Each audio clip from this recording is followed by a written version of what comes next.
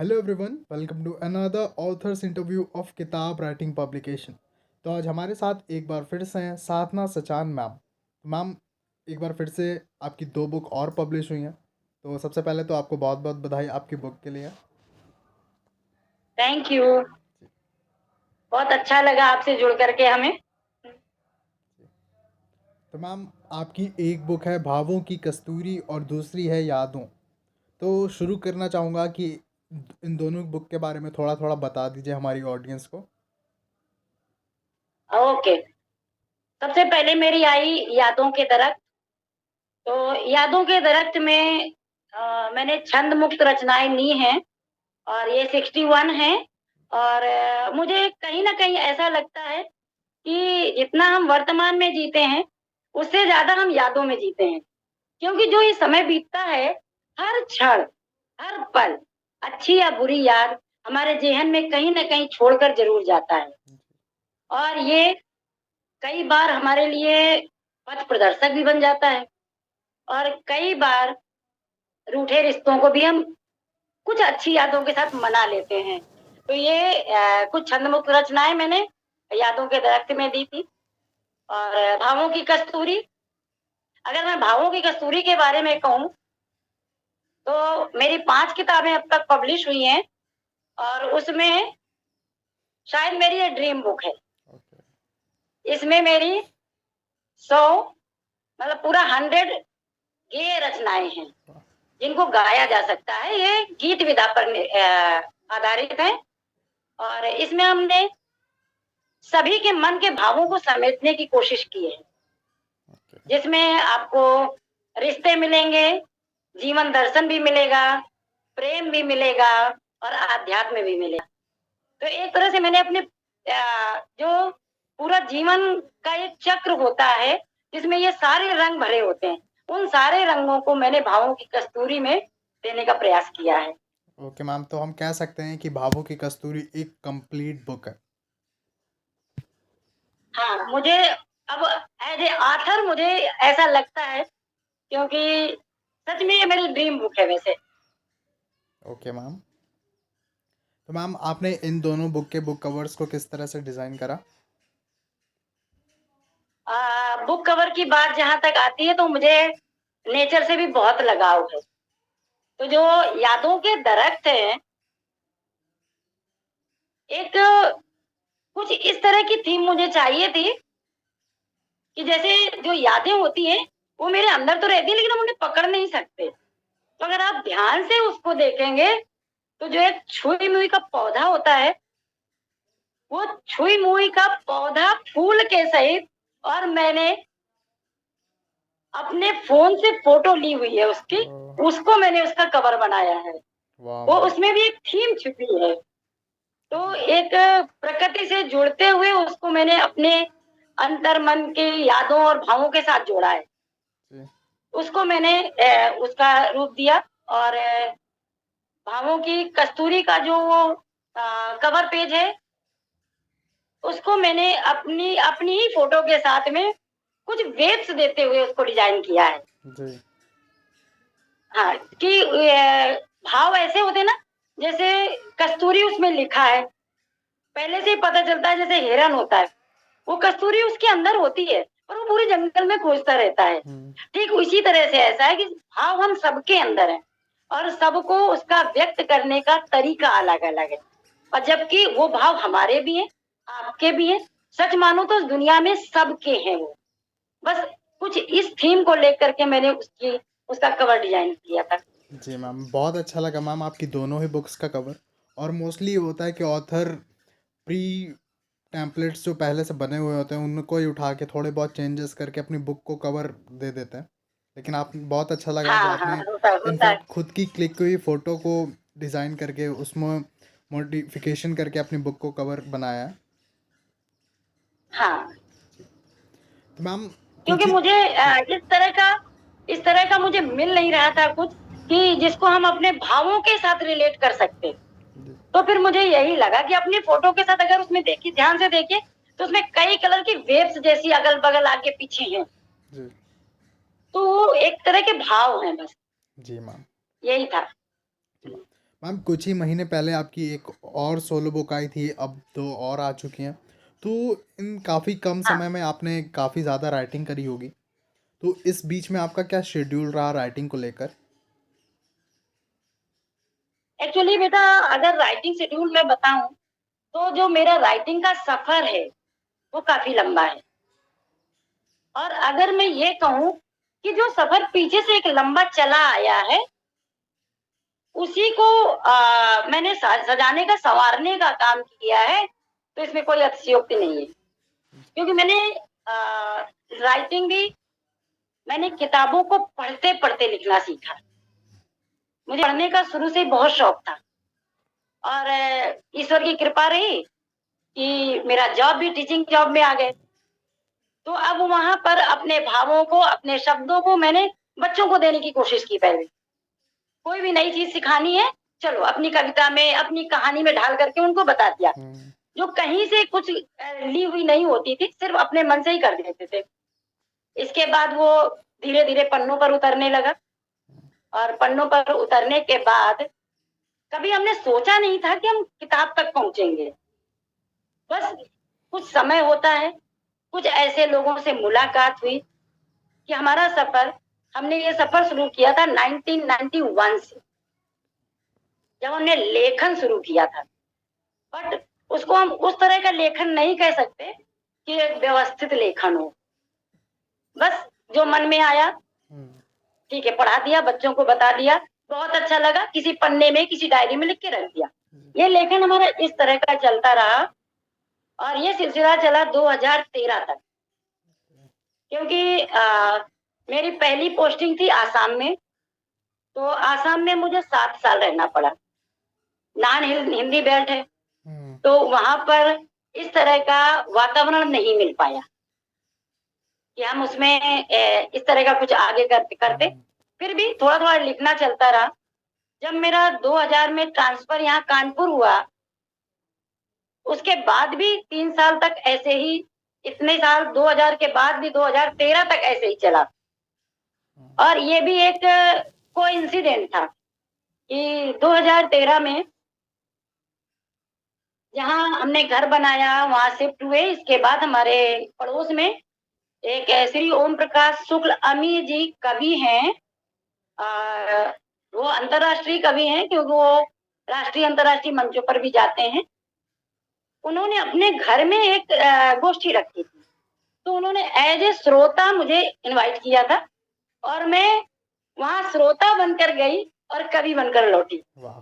क्योंकि जब वहाँ पहुँचे, वहाँ सुना और कवियों को सुना, तो अंदर का कवि कुलबुलाने लगा। हुँ। मैंने उनसे बोला, मैंने कहा, "अंकल जी, मैं कुछ सुना सकती हूँ?" उन्होंने बोला, "हाँ, क्यों नहीं?" और जब मैंने उन्हें वहाँ सुनाया, तो वो बोले कि, "आप लिखते हो, हमें पता नहीं था। हमारे पड़ोस में रहते हो, हमें पता नहीं था।" और वो एक कोइंसिडेंट ऐसा बना कि फिर वो मेरे घर आए, उन्होंने मेरी डायरी पढ़ी और पढ़ने के बाद वो उसमें से 5 रचनाएँ ले गए। बोले, "अब इसको डायरी के अंदर रखने का समय नहीं है, इसको बाहर समाज में आने दीजिए।" और उन्होंने जो मेरा पहला साझा संकलन था कानपुर के समकालीन कवि, वो 2013 में ही आया था। वो रचनाएँ उन्होंने वहाँ भेजी और वो भी एक ग्रेट अचीवमेंट रहा मेरे लिए, जी। क्योंकि उसमें लगभग 600 कवियों ने अपनी रचनाएँ भेजी थी और जिसमें से 400 लोगों का चयन हुआ था और उसमें मेरी रचना चयनित हो गई। जी।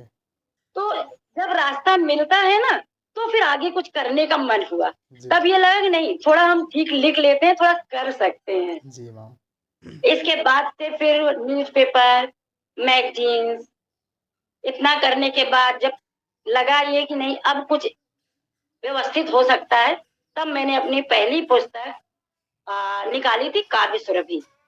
ओके। और ये आई थी हमारी 2018 में। Okay ma'am. वहाँ से हमारा किताब लिखने का सफ़र शुरू हुआ था। जी मैम।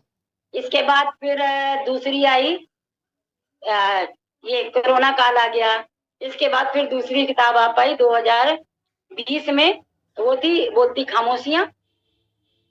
फिर इसके बाद फिर कंटिन्यूअस चला, फिर 2021 में एक कहानी संग्रह आया चिर प्रतीक्षा करके, और इसके बाद आपके पब्लिकेशन से हम जुड़े और 2022 में 2 बुक्स आ गई। जी मैम। ये सफर हमारा इतना वो चला है, तो इसमें कुछ नया है, कुछ पुराना सजाया संवारा हुआ है। जी मैम। और जहाँ तक लेखन की बात है, तो लेखन ऐसा नहीं है कि आज हम बैठ के कलम लेके कि तो 3-4 रचनाएं लिख डाली, ऐसा नहीं होता।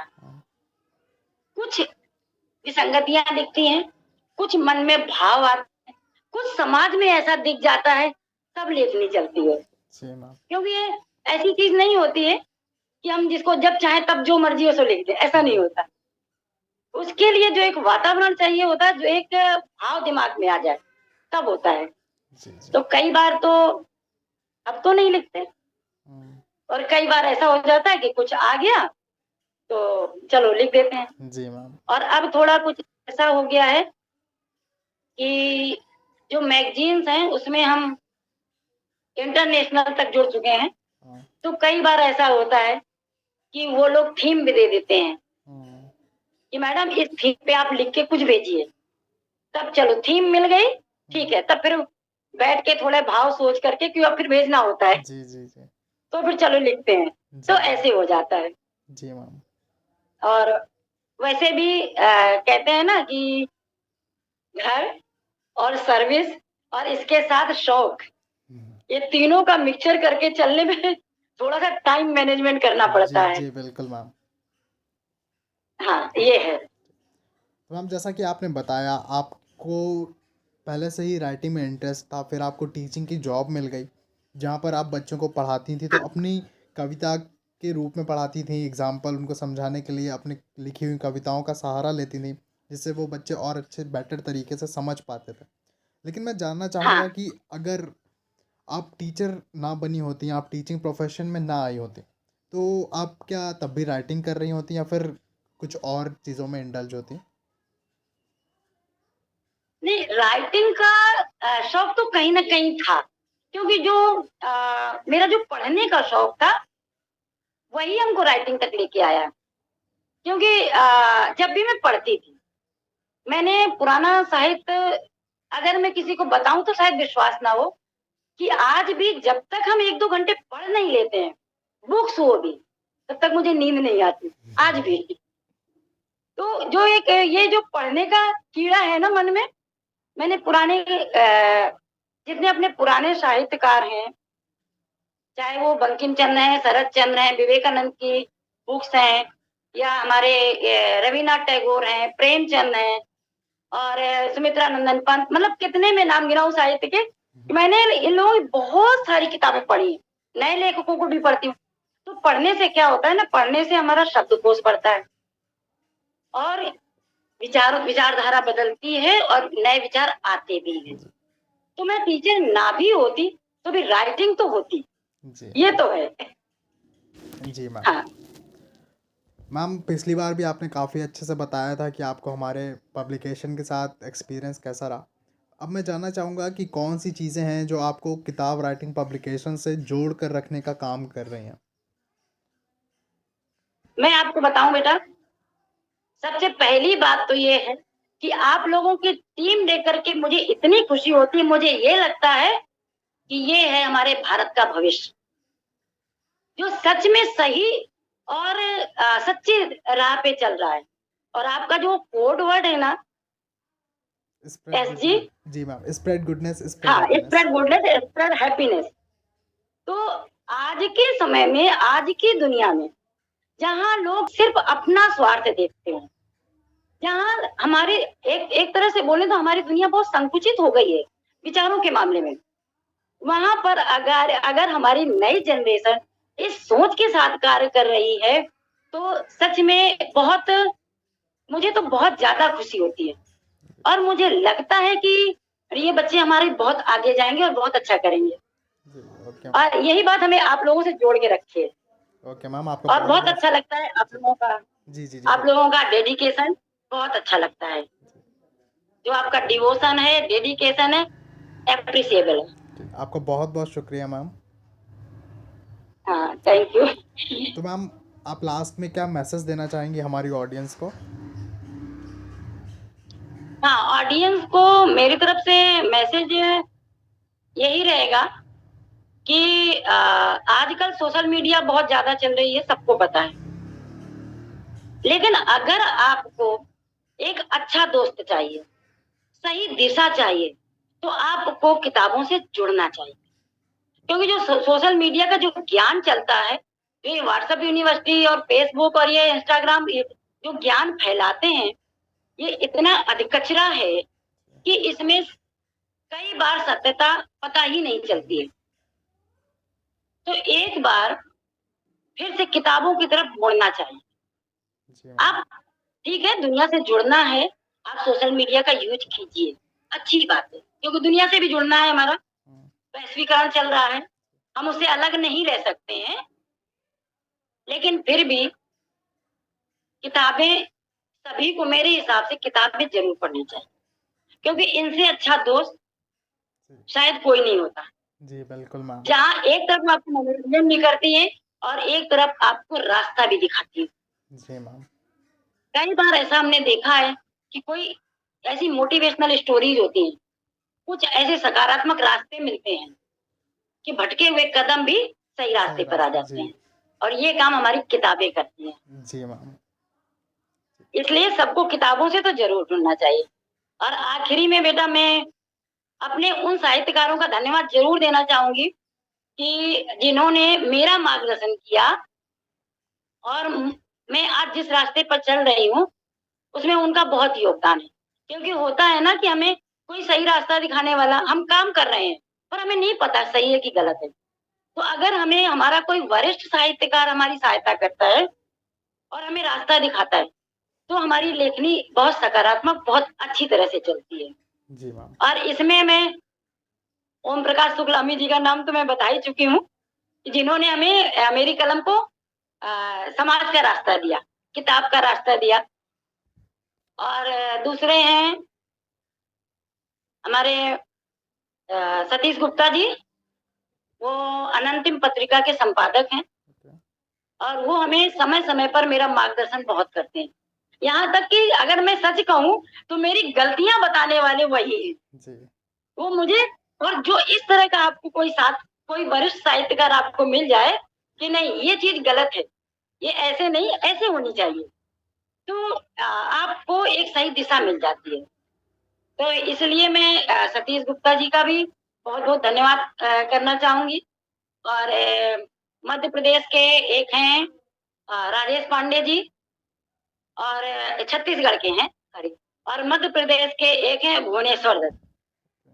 ये 3-4 लोग ऐसे हैं कि जो मुझे सही गलत का रास्ता बता देते हैं कि नहीं ये चीज ठीक नहीं है, साहित्य में ऐसा नहीं होता। क्योंकि साहित्य में विधाएं बहुत हैं, नियम हैं, छंद हैं, और जब तक हमें उनकी सही जानकारी ना हो तब तक हमारे लिए आगे बढ़ना मुश्किल है। जी मैम।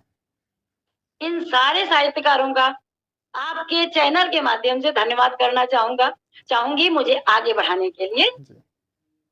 और आप लोगों के साथ अच्छा लगता है, और आशा करती हूँ कि हमारी ये जर्नी अभी आगे चलेगी। जी जी बिल्कुल मैम, बिल्कुल।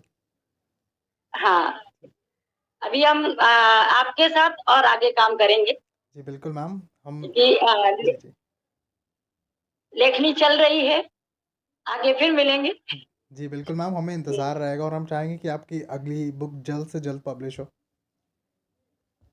हाँ, अभी अभी मैं 2 विधाओं पर काम कर रही हूँ। एक है लघु कथाएं, और दूसरा घनाक्षरी।